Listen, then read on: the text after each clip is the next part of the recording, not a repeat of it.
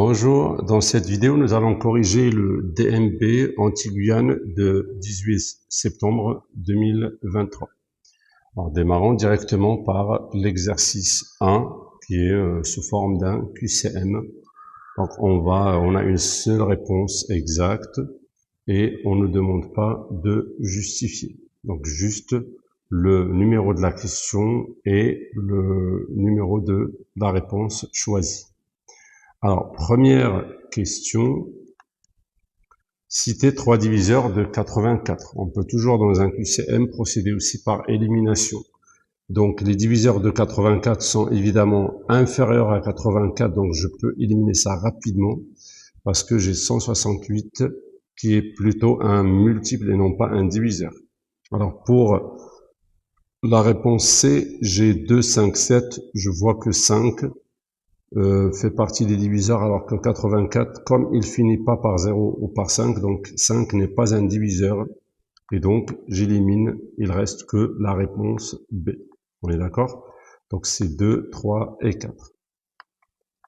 Question 2. La pyramide SABCD, comme vous voyez, donc la grande pyramide SABCD, est un agrandissement de coefficient 2, très important, de la pyramide S, A', B', C', D'. Donc c'est un agrandissement de coefficient 2. Alors je sens la question qui va venir. Par quel nombre doit-on multiplier le volume de la petite pyramide pour avoir la grande? Donc pour passer de la petite à la grande, les longueurs, on les a multipliées par 2. C'est ça le coefficient d'agrandissement, mais attention, le volume, on avait dit qu'il va se multiplier par ce coefficient à la puissance 3. On va faire fois 2 puissance 3, c'est-à-dire fois 8. D'accord? Et non pas fois 2 et pas fois 4. D'accord? L'air, on la multiplie l'air, ça aura été multiplié par le coefficient au carré, les longueurs fois le coefficient simplement, et le volume, c'est fois le coefficient à la puissance 3. D'accord? Question 3. Quelle est la valeur de cette expression pour x égale à moins 2? Bon, je vais remplacer. Donc, x carré, ça devient moins 2, le tout au carré, plus 3 fois moins 2, tout ça, moins 5. Et je calcule. Donc, moins 2 au carré, c'est moins 2 fois moins 2, c'est 4. 3 fois moins 2, c'est moins 6. Et j'ai moins 5. Donc, 4 moins 6, c'est moins 2. Moins 2 moins 5, ça sera moins 7. Donc, directement, c'est la réponse C. Donc, c'est moins 7. Alors, 4. Dans un sac opaque, on dispose de 8 boules numérotées de 1 jusqu'à 8. Et on va tirer au hasard une boule. Quelle est la probabilité d'obtenir un multiple de 2? Alors, de 1 à 8, quels sont les multiples de 2? J'ai 2, 4, 6 et 8. En fait, j'ai 4 issues favorables à l'événement, obtenir un multiple de 2. Donc la probabilité, c'est 4 issues parmi 8 au total, parce que j'ai 8 boules, et donc cela fait un demi ici. Donc c'est la réponse A, et pas un huitième, pas un cinquième. On arrive à la dernière question. Le triangle DEF est l'image du triangle ABC. Donc on voit que le grand est une homothétie du petit de centre O. Donc déjà, le 1,5, je peux éliminer si vous voulez. Bon, avec moins ou pas moins, c'est pas important, mais au niveau agrandissement, ça doit être plus grand que 1 ou plus petit que moins 1. Alors, on a dit que dans l'homothétie, je peux prendre un seul exemple, une seule image. Par exemple, comme, alors OD, alors D, on voit bien que c'est l'image de A. On est d'accord. Donc, alors OD, la distance de O du centre jusqu'à l'image, si on divise par la distance de O jusqu'à, si vous voulez l'antécédent, on peut appeler ça comme ça. Alors, A et l'image de A, c'est D, donc OD divisé par OA, ça doit donner le coefficient. On est d'accord? Et là, vous voyez bien que déjà c'est dans l'autre sens. Ce n'est pas dans le même sens, donc il doit y avoir un moins. Bon, je peux pas faire moins ici parce que j'ai des distances, mais juste pour vous montrer. Et je vois que OD, c'est le double de EA. Donc, il y a 2 avec le moins. Donc, déjà, ça, c'est à éliminer. Le 2, non, parce que ce n'est pas dans le même sens, c'est dans l'autre sens, c'est dans l'autre côté, donc c'est moins 2. Parce que la distance OD est le double de EA, et mais dans l'autre sens, donc il s'agit bien de moins 2 comme coefficient de cette homothétie. Voilà, donc c'est tout, j'ai répondu à l'exercice 1. Nous passons à l'exercice 2. Exercice 2, alors on a première question, donc il s'agit d'un exercice où il y a des questions sur Scratch. Donc on a un losange ici qui est tracé, ou un parallélogramme si vous voulez. On souhaite tracer le losange ci-dessous de côté 50 pas à l'aide du bloc losange. Donc c'est pas un parallélogramme, c'est un losange, parce qu'il a les côtés égaux. On a écrit le script ci-dessous avec le logiciel Scratch, recopier les lignes 3 et 6. C'est un exercice très facile et très rapide. Il faut juste se concentrer et faire attention, toutes les réponses sont soit dans le texte, soit dans le programme, soit dans le script. Alors, recopier les lignes 3 et 6 pour compléter ce script. Donc, très simple. Alors, pour faire ça, on voit bien qu'on va mettre le stylo en position d'écriture. On va répéter combien de fois, n'allez pas vite et faire 4 fois, parce qu'on peut penser que c'est 4 fois puisqu'on va faire 4 côtés. Mais déjà, dans ce bloc, il y a avancer de 50, tourner, et avancer et tourner. Donc ça signifie que avec ces 4 blocs bleus, ça va me permettre de faire 2 côtés. Avancer et avancer. Donc il y a 2 côtés. Et tout ça pour faire mon losange, je dois répéter ça donc que 2 fois. On est d'accord? Donc, ça se voit, c'est très simple. Première question. La ligne 3, c'est répété 2 fois. Parce que j'ai déjà 2 côtés, donc ça va répéter 2 fois les 2 côtés pour finir mon losange. Et puis quand j'avance de 50 et je tourne de 60, je vais encore avancer bien entendu, de 50. Donc, très simple. La ligne 6, ça va être rempli par 50. Normalement, je fais que ça. Hein. Même pas ça, même pas ce cercle-là. C'est pas la peine. Normalement, quand tu rédiges, je fais juste comme ça, et c'est tout. Ça sera suffisant. Ils disent recopier les lignes 3 et 6. Bon, après, c'est vrai qu'ils ont dit recopier les lignes. Bon, ça serait bien de recopier, répéter 2 fois. D'accord? Là, ça serait bien de dire répéter 2 fois, et pour 6, vous dites avancer de 50 pas. Donc, c'est bien de recopier toute la ligne. Rajoutez même l'autre mot. Voilà, c'est tout. Hein. Deuxième question, très intuitive aussi, hein, si vous regardez. Donc, précisez sur votre copie quelle figure est associée à chaque script. Donc, j'ai 3 scripts et 3 figures. La différence, comme vous voyez dans les 3 figures, j'ai 4 losanges qui ressemblent à ça. Donc, c'est pas par hasard, parce que c'est ce bloc losange que je vais venir mettre ici, dans les 3 scripts. C'est juste quand je fais mon premier losange, je dois bouger pour faire le deuxième. C'est la manière de bouger qui va faire la différence. Parce que là, vous voyez, donc déjà quand 1 est pressé, là, ils vous mettent un petit piège. Quand 1 est pressé, 2 est pressé, 3 est pressé, on peut comprendre que c'est une différence, mais non, c'est juste la touche que tu veux, pour commencer le programme. Donc ça fait pas de différence. Aller à, donc ça commence, le stylo va commencer de la même position, il va s'orienter de du même angle, tout jusqu'à là, tout est bon.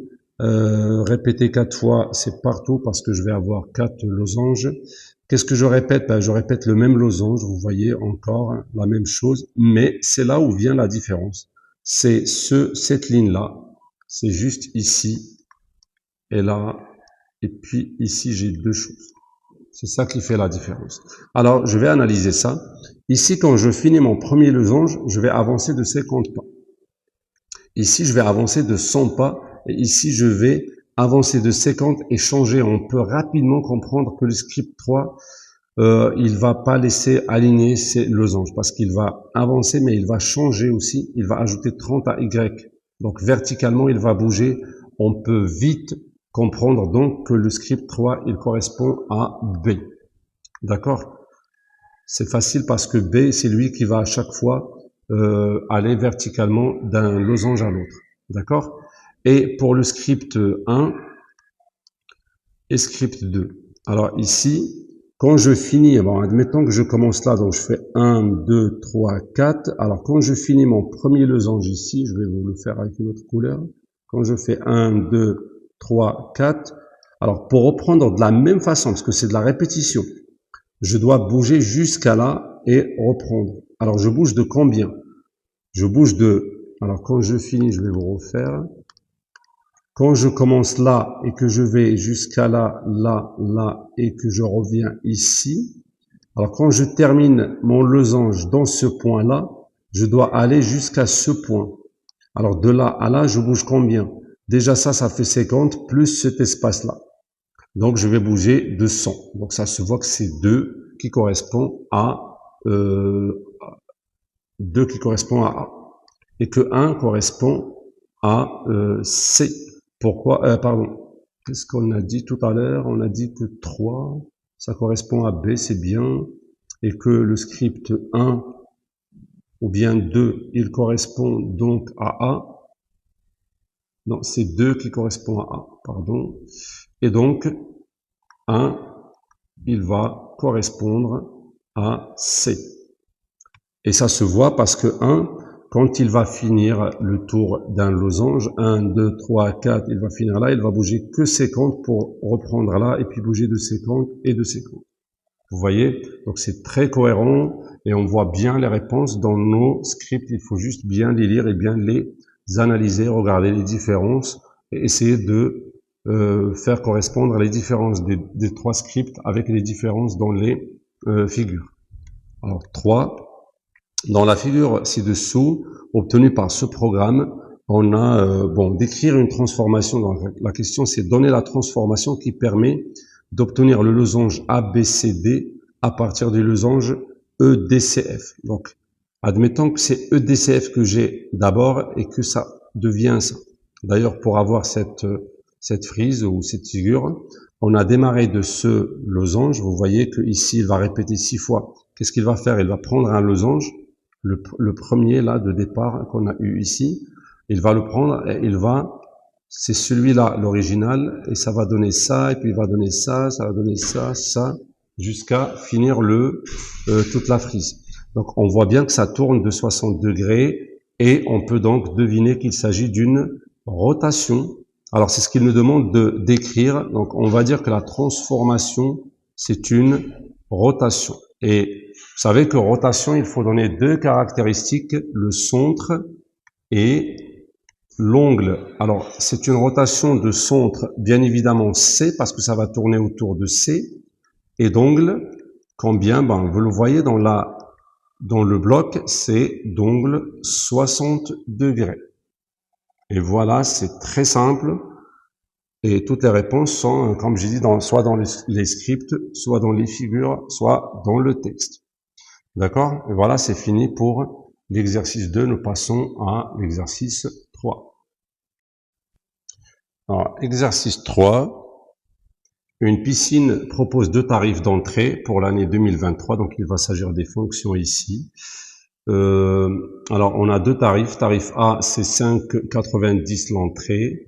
Et le tarif B, c'est 4,40 l'entrée, donc c'est moins cher, mais il faut payer une carte d'abonnement de 30 € valable toute l'année. Donc on paye 30 et puis on paye 4,40 par entrée. D'accord? Alors 1, on a déjà fait un exercice pareil dans un autre brevet. Alors quel est le prix pour 10 entrées avec le tarif A? Bon, le tarif A, c'est simple, on fait juste le prix de l'entrée fois le nombre d'entrées, et ça va nous donner directement 59 €. Alors, question B. Quel est le prix pour 10 entrées avec le tarif B? Donc ça, c'était avec A. Maintenant, avec B, on va faire quoi? Alors, pour B, c'est 4,40 fois 10 toujours, mais n'oublie pas de rajouter les 30 de l'abonnement si vous voulez. Donc ça, c'est 44 plus 30, c'est 74 €. Donc très simple, on peut détailler un peu si vous voulez dans votre rédaction, vous détaillez un petit peu. Alors 2, on va noter F et G, les fonctions qui modélisent les prix en euros respectivement du tarif A et du tarif B en fonction du nombre X d'entrées. Donc F, ça va représenter le prix du tarif A.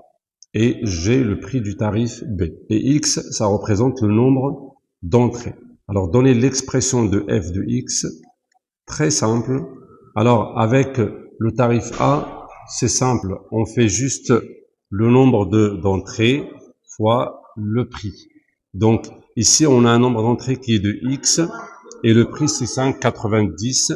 Donc, c'est juste 5,90 fois X. Et pour le tarif B, c'est, on paye combien? On paye 4,40 fois le nombre d'entrées qui est X, et on n'oublie pas d'ajouter 30 € pour l'abonnement. Voilà, donc c'est le prix tarif B et prix tarif A. Voilà, donc, et c'est ce qu'il nous demande donc en termes de fonction. Donc on voit bien que ça nous donne une fonction. Je ne sais pas, est-ce qu'on aura ces questions par la suite? J'anticipe un peu. Donc pour la fonction, ou bien le tarif A, il est donc représenté par une fonction linéaire, le tarif B par une fonction affine. Et on en a les deux expressions. Alors 3A, résoudre l'équation. Bon, on va résoudre, vous allez voir ce que ça représente. Je crois que vous devinez déjà. On ne fait pas pour rien cette équation. Alors, on va la résoudre. Donc, c'est équivalent à, on va mettre les X à gauche. Alors, ça donnera 1,50x égale à 30. Alors, X, c'est 30 divisé par 1,50. D'accord? Ou bien c'est 300 sur 15 et cela donne 20. D'accord? Alors, quel est le nombre d'entrées pour lesquelles A et B donnent le même prix? Ben, c'est exactement ce qu'on a fait dans la A. Parce que dans la A, on a fait 5,90x égale à ça. Et ça, ce n'est que le prix à payer avec le tarif A. Et ça, à droite, c'était le prix à payer avec le tarif B. Et égalité, ça veut dire les deux prix égaux. Et cela veut dire qu'on a calculé le X, c'est-à-dire le nombre d'entrées pour lequel les tarifs donnent le même prix à payer. Donc, c'était 20 entrées. Alors, si on fait 20 entrées, le tarif A et le tarif B seront les mêmes. On va payer la même chose avec les deux tarifs. Alors maintenant, on va relever le nombre d'entrées par mois, donc durant une année. Alors, dans ce club ou dans cette piscine, en janvier, on a eu 12 500. En février, 13 700 entrées, etc. Calculer le nombre moyen. Bon, vous savez, la moyenne, je fais la somme. On peut noter la moyenne comme ça, ou M, ou comme vous voulez. C'est la somme des valeurs, toutes les valeurs divisées par 12, parce que j'ai 12 valeurs. Après tout calcul fait, ça va vous donner 12 050. Donc, en moyenne, on a eu 12 050 entrées par mois. Alors, l'étendue, c'est très simple, il n'y a pas plus simple que l'étendue, il faut juste ne pas oublier la formule, c'est simplement la plus grande valeur moins la plus petite. Donc on voit bien que la plus grande c'est 13 800, donc il faut bien voir ici, et la plus petite c'est 10 200, et cela me donne 3600. Alors l'étendue c'est 3600, d'accord? Pour la cinquième question, la piscine a la forme d'un pavé droit de longueur 50. Donc, vous savez, une piscine, donc c'est un pavé droit, c'est un peu comme ça. Voilà. Et la longueur, c'est 50 mètres, la largeur 25 mètres, et puis la profondeur 3 mètres. En admettant qu'elle soit entièrement remplie, déterminer en mètres cubes le volume d'eau qui sera évacué pour réaliser la vidange. Alors, qu'elle soit entièrement, on sait que le volume d'un pavé, ce n'est que L fois H, c'est-à-dire longueur fois largeur fois hauteur. Ça va nous donner 50 fois 25 fois 3. D'accord? Et cela, après calcul, ça donne 3750, et donc mètres cubes. Et on fait une phrase réponse, le volume à évacuer est donc de 3750 mètres cubes. La réponse n'est même pas compliquée. Moi, je m'attendais à calculer un prix de quelque chose où il y a une partie qui n'est pas remplie, voilà, pour un peu rajouter un peu de complication à la question, mais il est très simple, basique, juste calcul d'un volume, d'un pavé simple. Voilà, ben c'est tout hein. Pour l'exercice 3, c'est fini. On va passer à l'exercice 4. Un funiculaire est un type de transport en commun circulant sur des rails et dont la traction est assurée par câble. Il est généralement utilisé pour des lignes comportant des fortes pentes. Donc, comme vous voyez, le câble il est là. Alors, les documents suivants permettent de répondre aux questions. Donc, document 1, c'est par rapport au tarif du funiculaire. Et document 2, c'est pour le trajet du funiculaire vu de profil. Donc ici, c'est des tarifs individuels. Donc si on paye individuellement, aller simple, aller-retour, pareil pour un enfant. Et là, la même chose, mais pour un groupe à partir de 20 personnes. Donc pour un groupe, on sait que ça, c'est toujours un peu moins cher. Et ici, ça nous décrit un peu le trajet du funiculaire vu de profil avec des longueurs qui seront utiles par la suite. Donc on va lire tout ça au fur et à mesure. Alors, bon, je peux répondre ici à côté des documents. Alors la question 1. Un groupe constitué de 12 adultes et 8 enfants. Alors les enfants sont âgés de 6 à 10. Donc on sait bien, bon, ils font partie des enfants auxquels on accorde le tarif enfant. Voilà, entre 5 et 11, donc entre 6 et 10, c'est bon. Alors, ils font un aller-retour, ce groupe. Alors, quel est le prix par le groupe en utilisant le tarif individuel? Alors, vu qu'on a 12 adultes, donc on va faire 12. Alors, est-ce qu'ils font un aller-retour? Oui, ils font un aller-retour, donc on est dans aller-retour adulte. Avec un tarif individuel, ça va faire x10, d'accord? Plus les 8 enfants, ils font aussi aller-retour et on est dans le tarif individuel, donc c'est fois 8. Et ça nous donnera 120 plus 64, c'est 184 €, donc qu'ils vont payer. Alors pour B, on va déterminer le prix en utilisant le tarif groupe parce que c'est valable comme ils sont 20, 12 adultes et 8 enfants, ils sont 20, donc on peut bien appliquer le tarif groupe. Donc pour aller-retour adulte, c'est les 12 adultes, c'est fois 8, 50, plus les 8 enfants, fois 7 €. Donc ça nous fait 102 plus 56, ce qui donne 158 €. Donc le tarif groupe, on voit bien que c'est plus intéressant, ce qui est normal. Alors C, on va nous demander le pourcentage de la réduction. Alors, comment on calcule un pourcentage de la réduction? Ben, c'est le prix, le nouveau prix. Pour la réduction, on fait le nouveau prix moins l'ancien. C'est toujours comme ça là, une réduction sur l'ancien. C'est le prix final moins initial sur initial. Après, on fait fois 100 si on veut le pourcentage. Alors, après tout calcul fait, ça va donner 0,14, bon, 1 à peu près. Attention, ici, il y aura un moins. Pourquoi? Parce que c'est une réduction. Donc, alors, soit on dit c'est une réduction de 0,14%.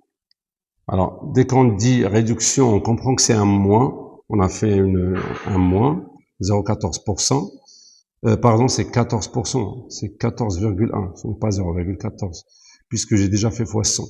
Donc, c'est soit on dit une réduction de 14% ou une évolution de moins 14, parce que évolution, ça peut signifier plus ou moins, donc réduction ou augmentation. Mais évolution de moins 14%, on comprend que c'est une réduction. Donc là, il faut rajouter juste la phrase réponse. Il s'agit d'une réduction de 14,1 ou 0,13, plus spécifiquement 0,13%. Voilà, on passe à 2. Sur la première, donc on va lire, sur la première partie du trajet DA, le funiculaire parcourt ça. Donc on l'a sur la figure et on a maintenant la durée. Alors quelle est la vitesse moyenne? On sait que la vitesse moyenne, est-ce qu'il y a un nom? Alors la vitesse, on sait que c'est toujours la distance sur la durée, la distance sur le temps. La distance parcourue, c'est 400 48,5 mètres. On veut ça en secondes, attention, dans l'unité de la vitesse.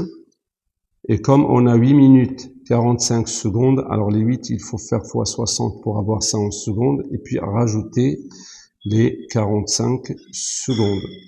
Alors cela va nous donner à peu près 0,854. Donc la vitesse, bon, à peu près, si on veut ça au centième, c'est 0,85 mètres par seconde, notre vitesse.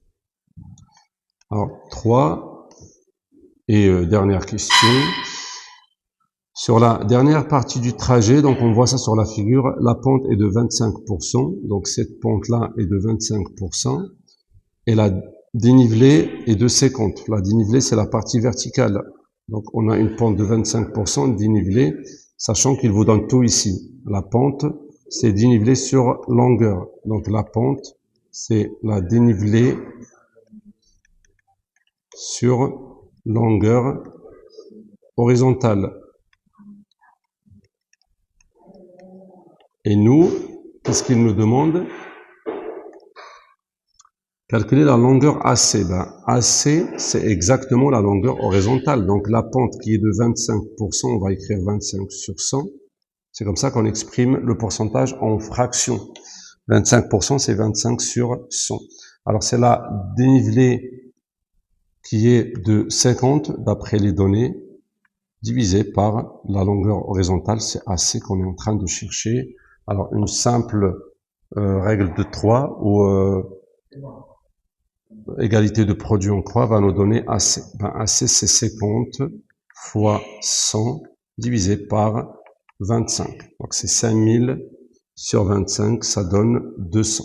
Donc c'est la longueur de horizontale AC fait 200 mètres.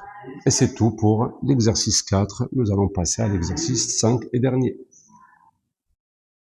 Alors, exercice 5 et dernier, la figure ci-dessous n'est pas à l'échelle. Ok, nous avons des mesures, comme vous voyez, on a tout ce qu'il faut. On a un angle droit, donc c'est bien de faire une petite analyse rapide de la figure avant de commencer. Comme ça, on sait ce qu'on a et ce qu'on n'a pas. On peut même prévoir un peu les questions.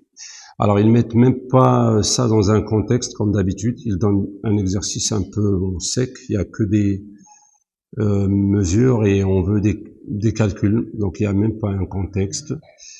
Alors, dans le triangle ABC, on n'a même pas besoin de texte. Hein. On a tout ce qu'il faut. AC, c'est déjà mis. Donc, AC 8,5, il est déjà mis sur la figure. AM, c'est déjà mis. MB, pareil. BH, pareil. Donc, tout est dans la figure. Très simple. On va directement donner les réponses. Alors, calculer AB. AB, c'est simple. Ce n'est que AM plus MB. Très, très simple. Ça fait 2,7 plus 2,5, c'est 5,2 cm. Je fais attention aux unités au cas où il y a une conversion à faire. Et on n'oublie pas les phrases réponses, s'il vous plaît. À chaque fois, donnez la phrase réponse et tout le détail. Vous voyez que ce brevet, par exemple, est très très simple, hein, j'ai l'impression. Et des questions comme ça, donc vous avez 6 questions, vous allez voir qu'elles sont simples. Sur 24 points, une moyenne de 6 points par question, on va pas vous la donner gratuitement, il faut tout donner. Il faut donner tous les éléments de réponse, ainsi que la phrase réponse à la fin. Et bien sûr, les bons calculs. Alors 2, montrer que AH est égal à ça. Donc AH, on voit bien qu'elle fait partie d'un triangle rectangle, AHB. Donc on va appliquer Pythagore. Donc AHB, triangle rectangle, c'est ce qu'il faut dire en H. Donc d'après le théorème de Pythagore, bien sûr vous faites les phrases et tout. D'après le théorème de Pythagore, l'hypoténuse au carré est égal à AH au carré plus BH au carré. Et puis vous remplacez tout ce que vous avez. Donc AB 5,2 au carré est égal à AH qu'on est en train de chercher. Donc au carré plus BH au carré, c'est plus 2 carré. Donc AH au carré, c'est égal à celle-là moins celle-là. Donc AH au carré. Après le calcul, on obtient 27,04. Ça, c'est le 5,2 au carré, moins, parce que 2 carré va être de l'autre côté, moins 4. C'est 23,04. Et donc AH c'est la racine carrée de 23,04 qui donne exactement la valeur 4,8 qu'ils nous ont proposé en centimètres. Question 3, la mesure de ACH. Vous voyez bien, donc c'est très intuitif aussi. Alors, l'angle ACH, il fait partie d'un triangle rectangle, donc j'ai le droit à la trigonométrie. Et dans ce triangle ACH, je cherche un angle. J'ai le côté opposé, H, je viens de le calculer. J'ai l'hypoténuse AC, donc ça me fait penser à sinus. Alors, sinus de ACH est égal à AH sur AC, donc égal à 4,8 divisé par 8,5. Donc ACH, c'est, si vous voulez, arc sinus. Pour passer à l'ongle, je fais arc sinus avec ma calculatrice. Donc l'arc sinus de ça, bon ça d'ailleurs c'est à peu près 0,5647 et je fais arc sin de ça. Ça me donne à peu près 34 degrés. Et c'est tout. Donc, pour la question 4, calculer la longueur HC. Alors, ça fait aussi partie du même triangle. Donc, soit Pythagore, parce que là, j'ai AH et AC. Je peux faire Pythagore pour trouver AC. Je peux faire la trigonométrie aussi. Pourquoi pas? Donc, si vous voulez la trigonométrie, puisque maintenant j'ai l'angle, je peux appliquer cosinus, parce que cosinus de ACH, du même angle, maintenant c'est l'adjacent qui est HC qu'on est en train de chercher, divisé par l'hypoténuse. Et donc, notre côté HC, ce n'est que AC fois cos de ACH. Application numérique, c'est 8,5 fois cos de 34 degrés qu'on vient de trouver. Donc 8,5 fois cos 34, ça fait à peu près 7,04 cm. 5. Avant-dernière question. Un élève affirme que AN est inférieur à 4. AN. Alors, il faut calculer ce côté-là pour dire est-ce que c'est inférieur à 4 ou pas.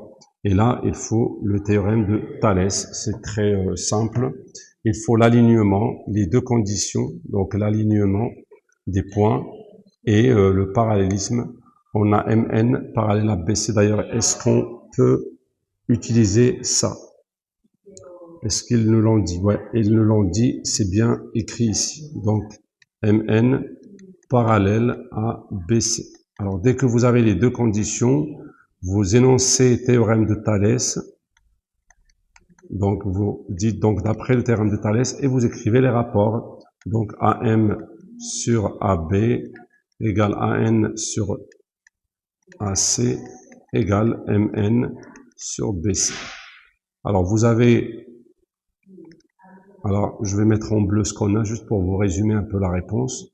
On a AM, on a AB, AN c'est ce qu'on cherche, on a AC, donc ça on va même pas utiliser, et ça va nous donner directement AN. AN ça va être AM fois AC sur AB, c'est-à-dire 2,7 fois AC, donc fois 8,5 sur 2,5. Et cela, ou bien sur 5, sur AB. Donc sur 5,2, pardon. Donc ça va donner à peu près 4,4 cm. Bien sûr, il faut bien rédiger tout ça en détail, tranquillement. Ça doit être sur, je crois, minimum 6 à 8 points. C'est 8 points cette question. Donc le détail est vraiment très important. Les deux conditions, ça va prendre facilement 2 points. Est-ce que tu as énoncé le théorème de Thalès? Ça va prendre 1 point. Est-ce que juste tu as dit, d'après le théorème de Thalès? Est-ce que tu as bien écrit les rapports? Ça va faire 1 point. Est-ce que tu as bien fait le calcul? Ça va faire 1 ou 2 points. Et puis, est-ce que tu as écrit la phrase réponse? Ça va prendre 1 point. Donc, faites attention aux détails de la correction et aux détails de votre barème. Maintenant, calculez l'aire de AHC. Alors, l'aire du triangle AHC, on sait que l'aire d'un triangle, c'est la base fois la hauteur sur 2. Mais quand c'est rectangle, c'est encore mieux. Si je prends HC comme base, la hauteur, ça va être AH. Donc, ce n'est que HC fois AH sur 2. Et j'ai tout ce qu'il faut. HC, c'est parce que maintenant j'ai, alors est-ce que j'ai BC? Non, AC on l'a calculé. Non, c'est bon, on a tout ce qu'il faut. Donc HC c'est 7,04 fois AH, on l'a calculé aussi. Alors c'était où AH? Ouais, c'est 7. Ou bien, alors, non, il n'y a pas de 7,04 HC. Oui, à peu près. Oui, donc, est-ce qu'on a calculé? Oui, c'est 7,04. Et pour AH, je vois pas où on l'a calculé. Ou est-ce qu'on l'a? Ah non, c'est 4,8, pardon. On l'a déjà calculé. Divisé par 2. Et on fait le calcul, ça va donner 16,8 cm². Voilà, donc c'est tout pour l'exercice 5, vous voyez, les simples, et tout aussi pour le brevet de Métropole Antilles-Guyane, 18 septembre 2023. Je vois que c'est un brevet simple, d'ailleurs à l'image de tous les brevets, il faut juste d'abord être à jour, donc avoir tout révisé, et surtout bien rédiger les réponses, bien prendre le temps de réviser vos réponses à la fin. Et voilà.